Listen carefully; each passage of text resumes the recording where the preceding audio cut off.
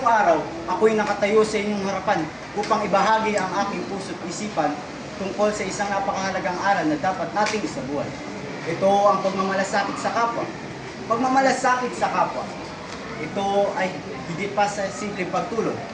Ito ang pagpapakita ng tunay na malasakit, pag-unawa at pagkikiramay sa ating mga kapwa-tao, anuman ang kanilang pinagmulan, katayuan sa buhay o paniniwala.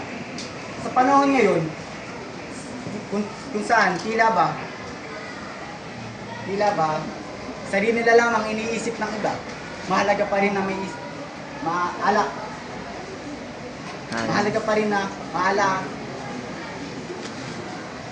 naisip natin ang kahalagaan ng pagmamalasakit sa kapwa.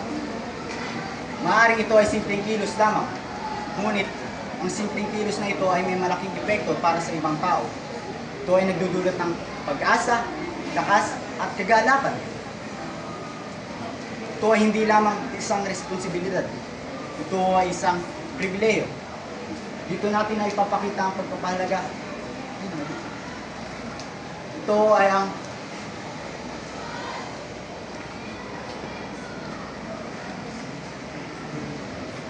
pagpapahalaga natin sa ating kapwa.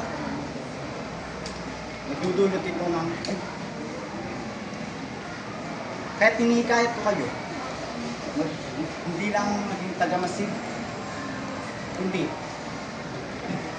gumawa tayo ng mas makabuluhang